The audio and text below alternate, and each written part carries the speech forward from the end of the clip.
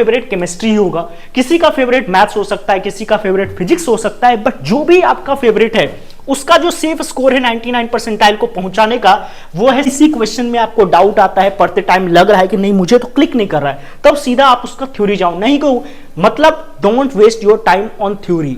By से आपको पता होगा 0.693 आपने लिख दिया 0.8, तो ऐसे बेसिक गलती जैसे log 2 2+2 कई बार हम हड़बड़ी में 4 की जगह 5 डाल के चले आते हैं, तो ऐसी गलती जो एकदम पाप है जिसे बोलते हैं। dy/dx की जो वैल्यू वगैरह होती है फिजिक्स वगैरह में या मैथ्स वगैरह में, जो एकदम बेसिक है, जो हर किसी को पता है, लेकिन कई है कि अगर आपके यहां पे 99 परसेंटाइल आ गए तो आप अप्रैल वाला अटेम्प्ट आराम से स्किप करके सीधा जेईई एडवांस पे फोकस करोगे। लेकिन अगर यहीं पे नहीं आ पाया तो आपका अप्रैल वाला अटेम्प्ट में भी टाइम लगेगा और जेईई एडवांस पे तो असर पड़ेगा ही पड़ेगा। मान लो पेपर आपका इजी वाला पड़ रहा है तो 190 टू 200 तक भी आपको लाना पड़ सकता है इस 99 परसेंटाइल के लिए, तो डिपेंड।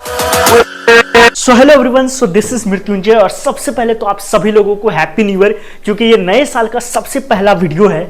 और जैसा कि आप सबको पता है कि जेईई मेन 2024 का जो जनवरी वाला अटेम्प्ट है उसमें मुश्किल से अब 21 दिन बचे हैं, और ये वाला वीडियो का जो मकसद है वो उन बच्चों के लिए है जिनकी तैयारी ऑलरेडी हो गई है और कहीं ना कहीं वो 95 परसेंटाइल 96 परसेंटाइल के आसपास आ रहे हैं और उन्हें कुछ चाहिए एकदम कि भैया 21 दिन में अब मुझे क्या करना है जिससे कि मेरा जो परसेंटाइल है वो 99 परसेंटाइल के आसपास चला जाए। तो ये वीडियो उन्हीं के लिए है जिन बच्चों की तैयारी अभी अच्छी नहीं हुई है, तो उनको मैं एडवाइस करूंगा कि आपके लिए ये वाला वीडियो नहीं है, कोई और वीडियो देख लो, YouTube पे हजारों वीडियो हैं। बट जिन बच्चों की तैयारी ऑलरेडी हो गई है उनके लिए ये वाली वीडियो होगी, जिस वीडियो में मैं बताऊंगा आपको कि आपको क्या करना है अगले 21 दिन में जिससे कि आपकी 99 परसेंटाइल आ जाए और आराम से जो अप्रैल वाला अटेम्प्ट है उसको स्किप भी कर सकते हो और सीधा जेईई पे आप अपना फोकस कर सकते हो, जेईई एडवांस पे।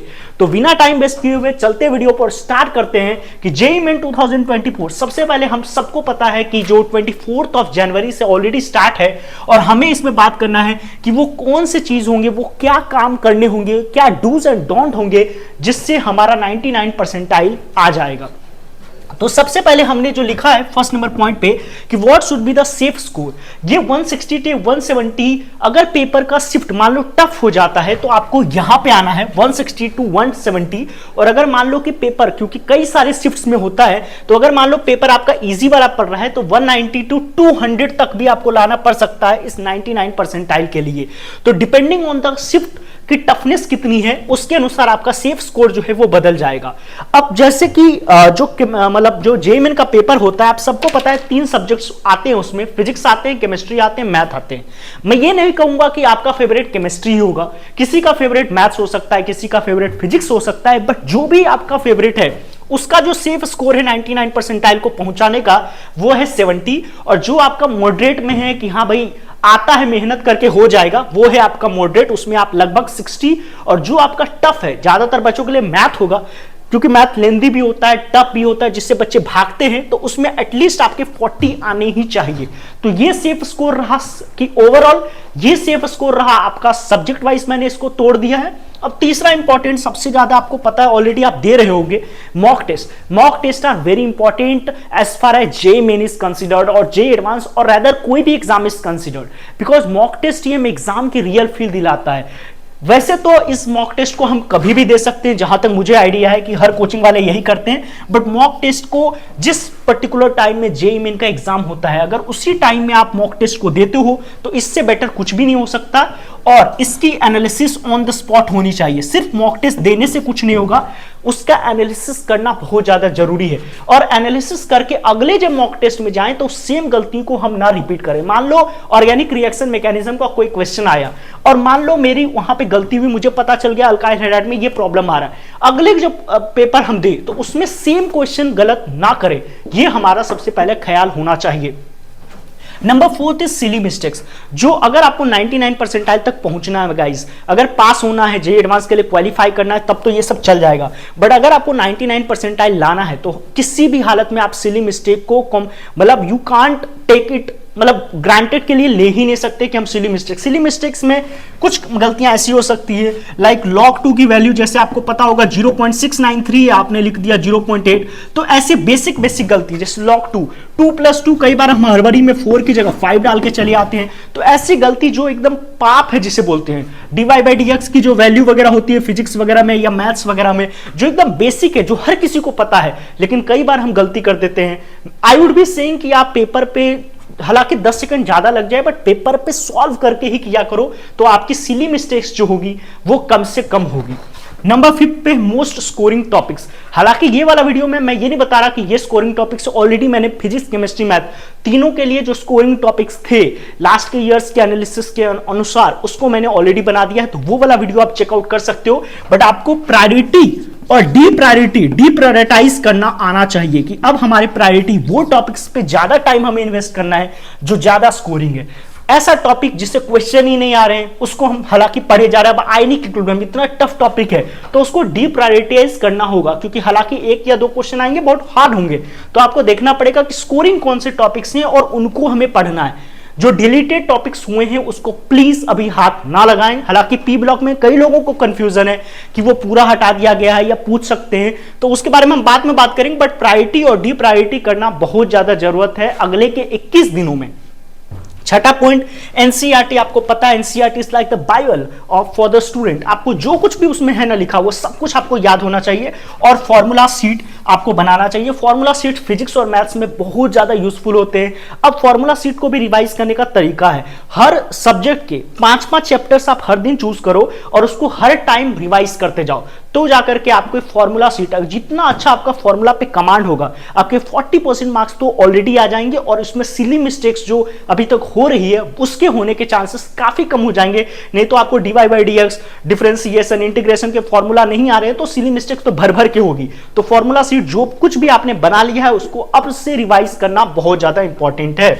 नंबर 7, क्वेश्चन से थ्योरी। जब हमारा क्लासेस स्टार्ट होता है, जब हम नए नए आते हैं तो बच्चों को बोला जाता है भैया पहले थ्योरी पढ़ो फिर क्वेश्चन बनाओ। अब उल्टा होगा, अब क्वेश्चन पढ़ो देन थ्योरी जाओ। अगर कोई सी क्वेश्चन में आपको डाउट आता है, पढ़ते टाइम लग रहा है कि नहीं मुझे तो क्लिक नहीं कर रहा है, तब सीधा आप उसका थ्योरी जाओ। नहीं को मतलब don't waste your time on theory by learning from other teachers, कि हम एक ही थ्योरी को अलग अलग वीडियो देख रहे हैं, अलग अलग टीचर्स के वीडियो देख रहे हो। अब आपको रिसर्च नहीं करना है, जितना करना था आपने ऑलरेडी कर लिया, तो अब आपको क्वेश्चन देखना है। कोई पर्टिकुलर पॉइंट में डाउट है तो आप सबसे बेस्ट तो रहेगा कि अपना जो नोट्स है उसको रेफर करो, अगर उससे नहीं बात बन रही है तभी जाकर के वीडियो देखना, अदरवाइज आपको क्वेश्चन से ही थ्योरी पे जाना, ना कि थ्योरी पे क्वेश्चन पे आना, टाइम वेस्ट होगा। Number 8 is PYQs. पीवाईक्यूज बहुत ज्यादा इंपॉर्टेंट होते हैं, हालांकि 99 परसेंटाइल में इसका बहुत ज्यादा कंट्रीब्यूशन नहीं होता है। उन बच्चों के लिए तो ये बहुत ज्यादा मददगार है जिन बच्चों को सिर्फ कट ऑफ पार करना है, उनको पीवाईक्यूज तो बिल्कुल भी नहीं छोड़ना होता। एक्सरसाइज 1 जो बेसिक वाले लेवल होते हैं और एक्सरसाइज 3 ये मोस्ट इंपॉर्टेंट होते हैं, वो आपको करने ही करने। पीवाईक्यूज आप जेईई एडवांस के भी कर लो, क्योंकि हो सकता है वो क्वेश्चन रिपीट होकर के आ जाए। तो ये सारे पॉइंट्स जो थे वो बेसिक पॉइंट्स थे जिनको आप बिल्कुल भी इग्नोर नहीं कर सकते। One most important point is that, मान लो कि आपका पेपर, जैसे मान लो बहुत सारे शिफ्ट में, तो मान लो आपका पेपर मान लेते हैं 28 को हो रहा है, तो जो 24, 25, 26 को तो छुट्टी होगा, 27, इन 3 दिनों में जो पेपर के एग्जाम हो रहे हैं उसका पेपर को आपको एनालिसिस करना यूट्यूब पे मिल ही जाएगा, रेजोनेंस वाले भी डाल देंगे, तो वहां से आपको एनालाइज करना, उन पेपर्स को खुद से अटेंड करना बहुत ज्यादा जरूरी है। आप जरूर कहीं से भी पेपर का जुगाड़ करें और उसको पेपर दें, आपको यह भी पता चल जाएगा कि जो डिलीटेड टॉपिक्स हुए हैं उनकी वेटेज कितनी आ रही है, मतलब क्या कोई क्वेश्चन उठ के आ भी जा रहा है या बिल्कुल जो हटा दिया गया वो हटा दिया गया है, तो उसको भी देखना बहुत ज्यादा जरूरी है। तो in my opinion it's very very important to get into the मतलब एकदम कंफर्ट जोन में ना जा करके पेपर को हम चेकआउट करें, उसी मूवमेंट पे चेकआउट करें, उसको ढंग से एनालिसिस करें, ताकि जब हमारा पेपर रहे हम पहले ही मतलब माइंड से एकदम मतलब क्या बोलते हैं, मतलब उस चीज को लेकर के हैबिचुअल हो जाए कि हाँ भाई ऐसा ही पेपर आ रहा है। तो guys I think these are the most important points. हालांकि बोलने के लिए बहुत कुछ बोल सकता हूं, बट जेईई मेन का टाइम है आपके पास, टाइम बहुत कम है, तो आई डोंट वांट कि आप इस वीडियो को भी देख करके ज्यादा टाइम वेस्ट करें। तो उम्मीद करता हूं कि ये वाला वीडियो जो है वो आपको पसंद आया होगा। जो वेटेज, मोस्ट वेटेज टॉपिक्स वाले जो जितने भी वीडियोस हैं उसका मैं होगा तो कमेंट में आपको दे दूंगा लिंक, उसको भी जरूर चेकआउट कर लेना। और टारगेट आपको क्लियर होना चाहिए कि जो आपकी मॉक टेस्ट कोचिंग वगैरह में हो रहे हैं वहां पे क्या मैं यहां पे पहुंच पा रहा हूं या नहीं। अगर आपके कोचिंग के टेस्ट में इतने नंबर आ रहे हैं तो जो जेईई मेन का ओरिजिनल पेपर होगा उसमें भी आ जाएगा।